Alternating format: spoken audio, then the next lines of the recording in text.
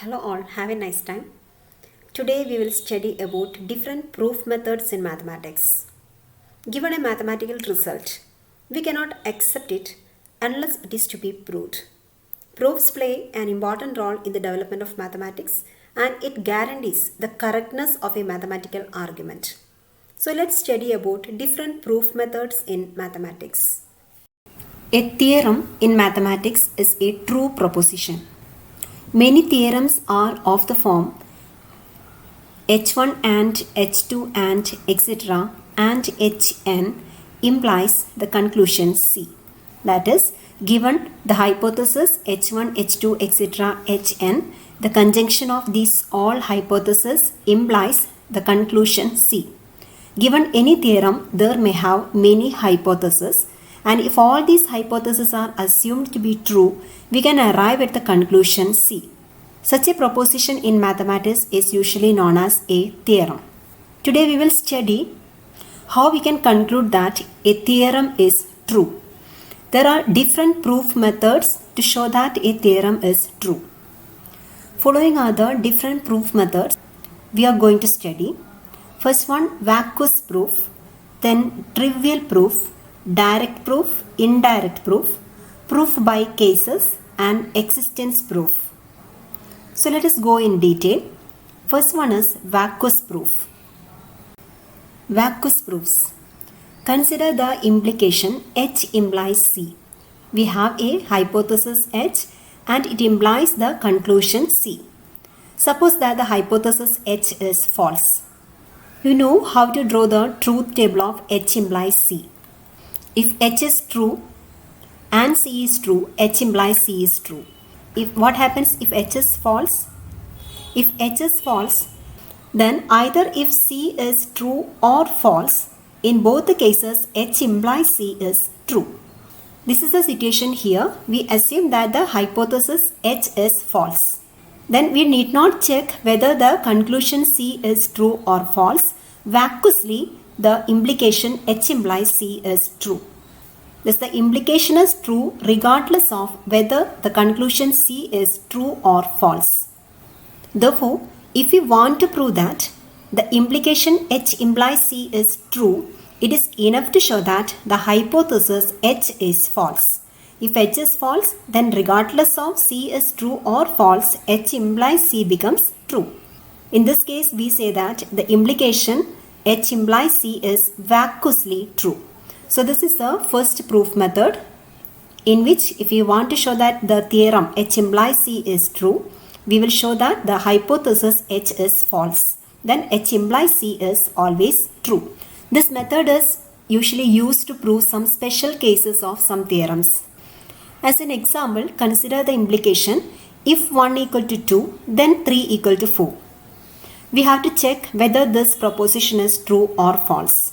Actually, this is an implication where the first proposition P is 1 equal to 2 and second proposition Q is 3 equal to 4 and the proposition says that P implies Q. Here we know that the proposition P is false because 1 is not equal to 2. Therefore, we need not want to check whether Q is true or false. Vacuously, P implies Q is true since P is false. So this is the first proof method which is known as vacuous proofs. Let us have some more problems to clarify the idea. Determine whether the implication is vacuously true for the given n. First one, if n greater than or equal to 1, then 2 raised to n greater than or equal to n, given that n equal to 0. When n equal to 0, this proposition becomes if 0 greater than or equal to 1, then 2 raised to 0 greater than or equal to 0. That is, we substitute n equal to 0 here. Now, we can note that the hypothesis is 0 greater than or equal to 1 and the conclusion is 2 raised to 0 greater than or equal to 0.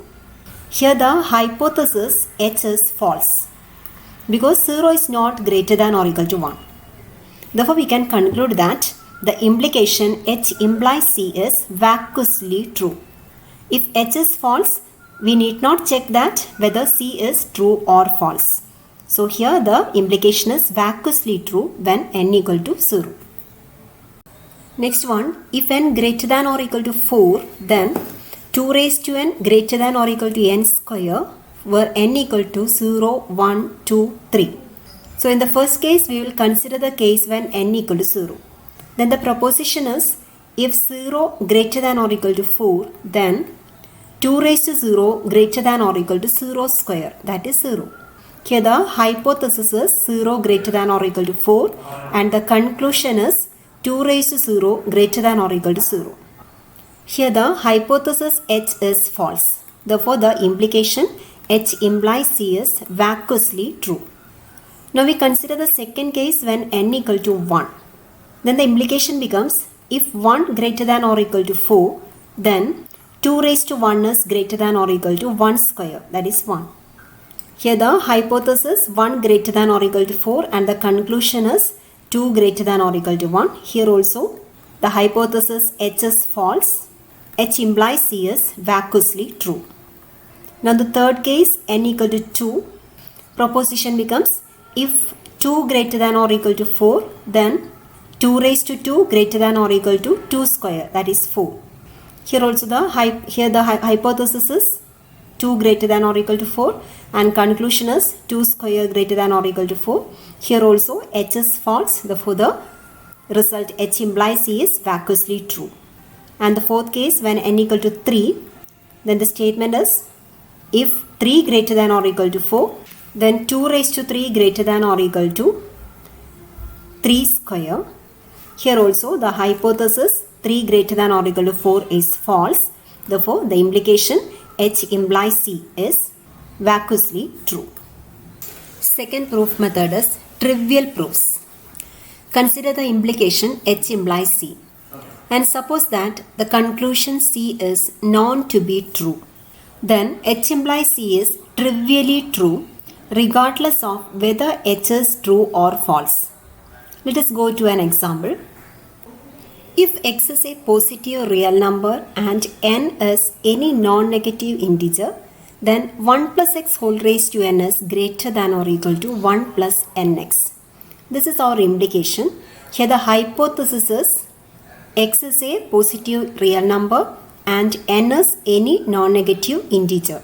And the conclusion is 1 plus x whole raised to n greater than or equal to 1 plus nx. Here consider the case when n equal to 0.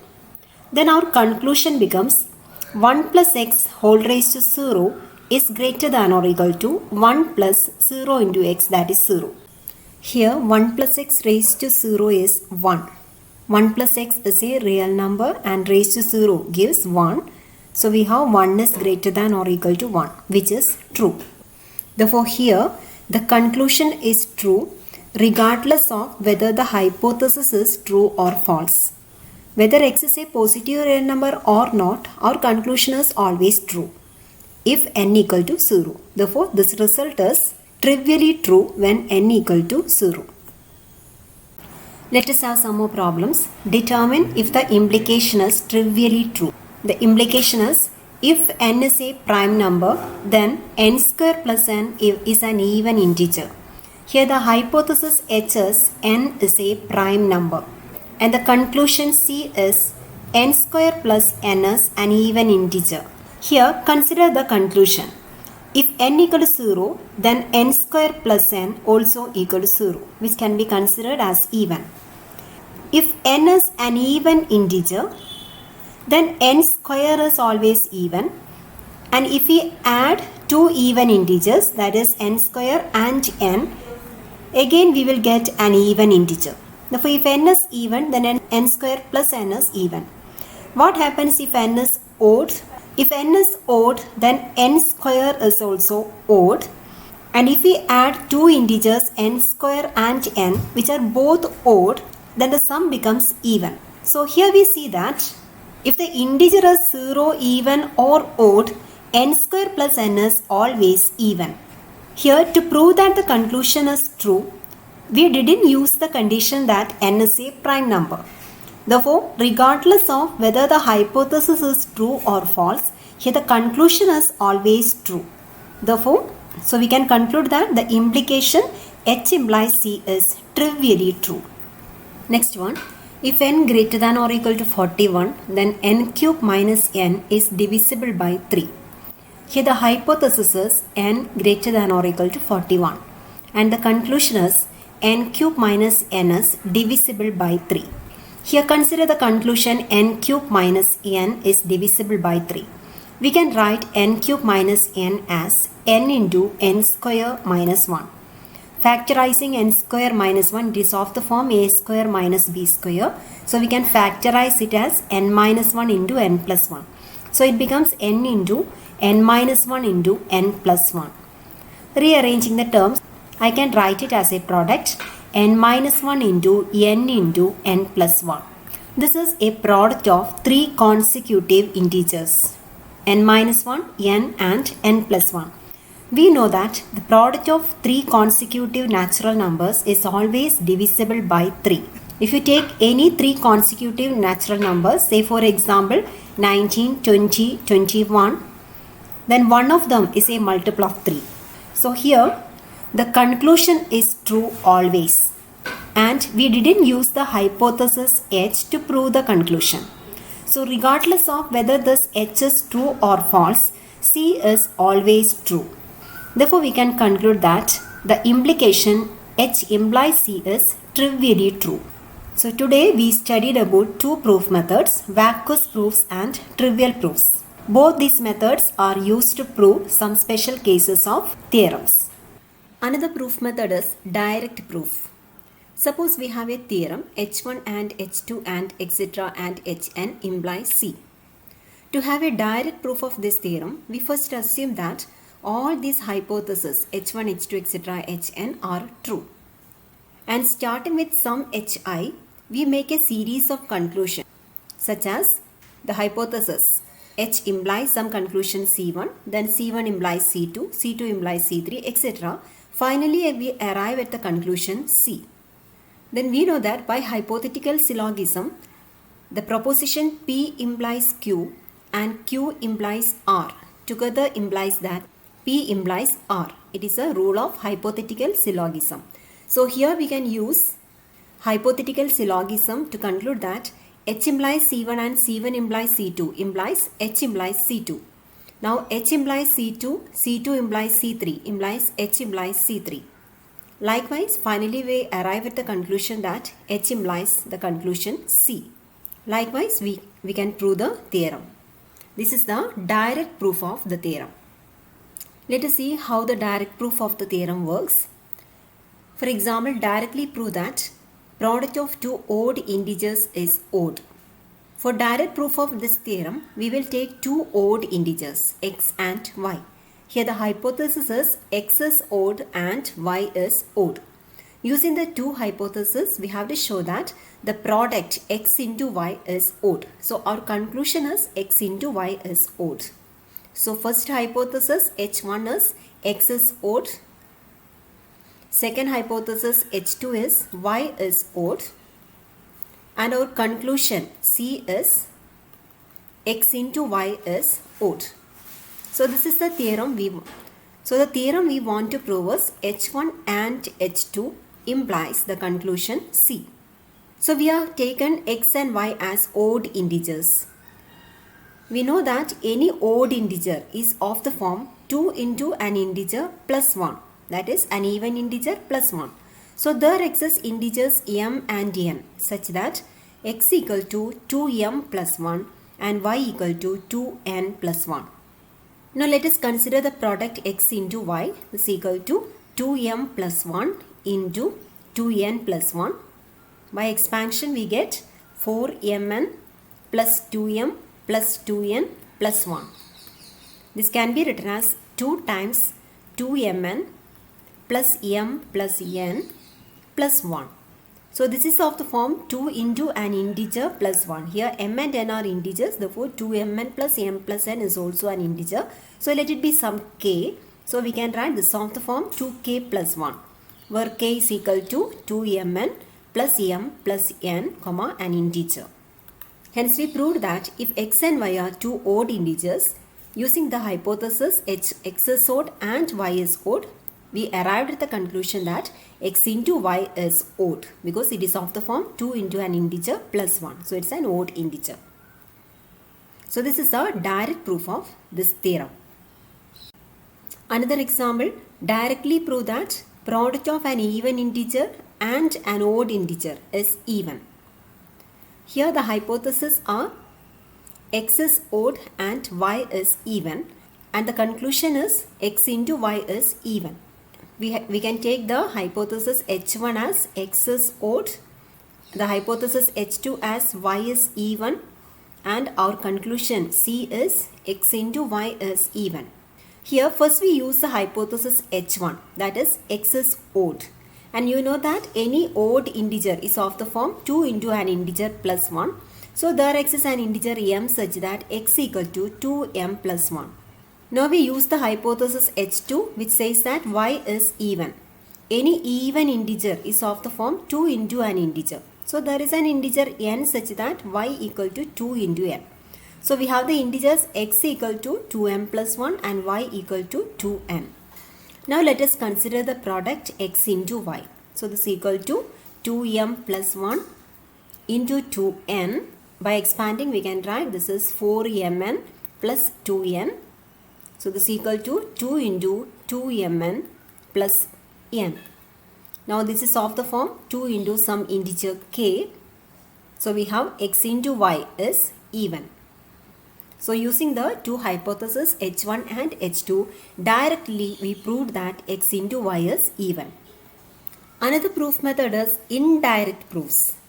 And there are two types of indirect proofs. First one is proofs of the contrapositive, and second one proofs by contradiction. Let us go in detail. First method of indirect proof is proofs of the contrapositive. Suppose we have the theorem h1 and h2 and etc. and hn implies the conclusion c. That is, we have the hypothesis h1, h2, etc. hn, and if all of these are true, we can show that c is true. That is the theorem. And by the law of contrapositive, we know that a proposition p implies q is logically equivalent to negation of q implies negation of p. So we can apply that rule here. Here we have the proposition h1 and h2 and etc. and hn, and another proposition c, and we have this proposition implies the second proposition c. So we take the proposition of the form p implies q here. It is logically equivalent to negation c implies negation of h1 and h2 and etc. and hn. That is, p implies q is logically equivalent to negation q implies negation p. So we apply the law of contrapositive here. And here we have negation c implies, what's the negation of h1 and h2 and etc. and hn? Here we can use the De Morgan's laws. We have the rule negation of p and q is logically equivalent to negation p or negation q. So applying the De Morgan's law here, we can write negation of h1 and h2 and etc. and hn is logically equivalent to negation h1 or negation h2 or etc. or negation hn. So we have the theorem h1 and h2 and etc. and hn implies c is logically equivalent to negation c implies negation h1 or negation h2 or etc. or negation hn. What's its meaning? We have the theorem h1 and h2 and etc. and hn implies c. That is, if all these hypotheses are true, the conclusion c is true. That is the theorem we want to prove. We will show that if the conclusion is not true, that is negation c implies one of the hypotheses is not true. That is negation h1 or negation h2 or etc. or negation hn. That is, if the conclusion is not true, then at least one of the hypotheses are not true. So to prove the theorem, conjunction of this hypothesis implies the conclusion c, it is enough to show that negation of c implies disjunction of the negation of the hypothesis. Hence, in the proofs of contrapositive, we assume that the conclusion c is false, and we will use rules of logic to show that one of the hypotheses hi is false. So let us go to an example. Prove indirectly that if the square of an integer is odd, then the integer is odd. So we take an integer x. So here our hypothesis is square of an integer is odd. That is x square is odd. So we have the hypothesis x square is odd. And our conclusion is the integer is odd. So C is x is odd. We have to show that if the square of an integer is odd, then the integer is odd. So hypothesis is x square is odd and conclusion is x is odd. We have to show that the hypothesis H implies the conclusion C. Here we will provide the proof of the contrapositive. So it is enough to show that negation of the conclusion C implies negation of the hypothesis H. So we assume that negation of C is true. That is, here C is x is odd. Therefore our assumption is x is not odd. Then clearly x is even. If x is even, there exists an integer sum k such that x equal to 2 times k. So using the assumption negation C, we express x as 2k where k is an integer. Now we have to arrive at negation h. Here h says that x square is odd. So we consider x square. So here x square is equal to 2k whole square.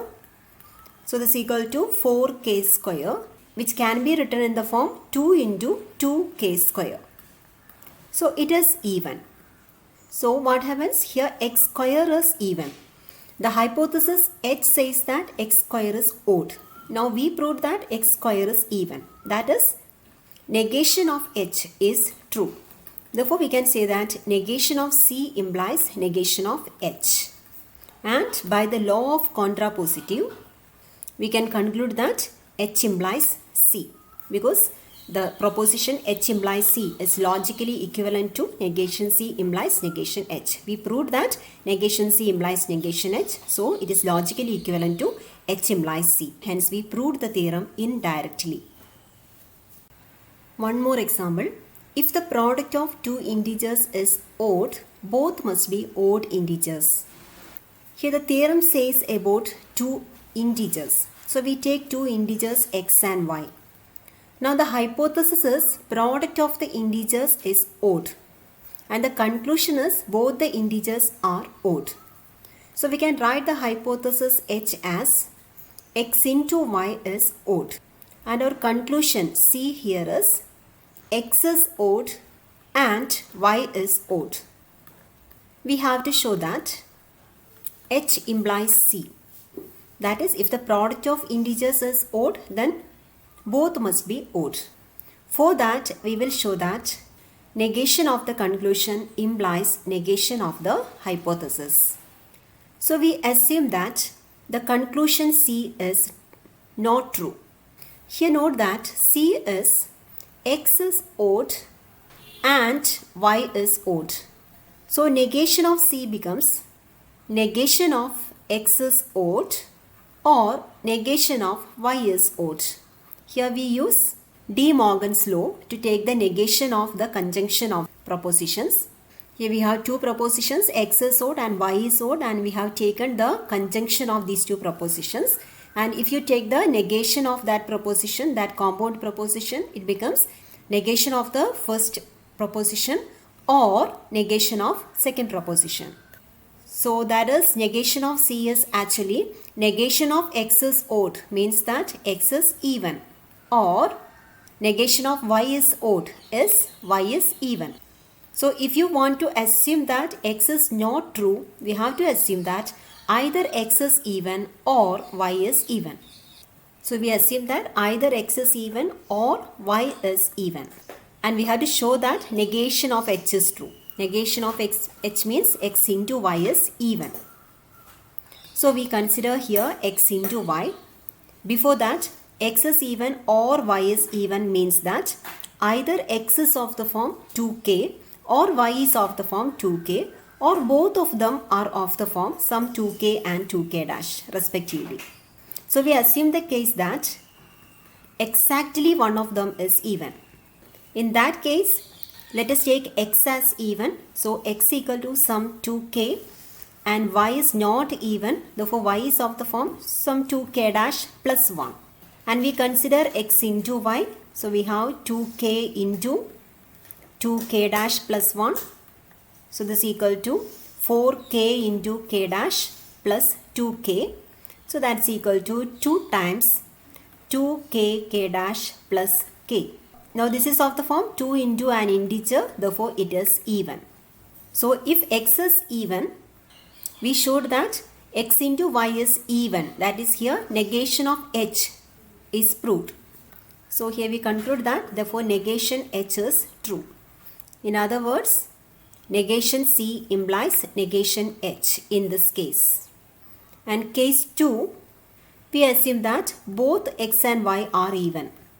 Then x is of the form sum 2k and y is of the form 2 into an integer. So let us take 2k dash and we consider again x into y. So this is 2k into 2k dash. So that's equal to 2 into 2k k dash.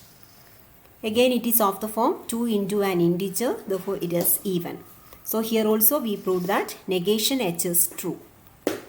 The hypothesis h was x into y is odd, so here we proved negation h. So here also negation c implies negation h. So by the law of contrapositive, we can conclude that h implies c. That is, the theorem is true. Hence we proved the theorem indirectly.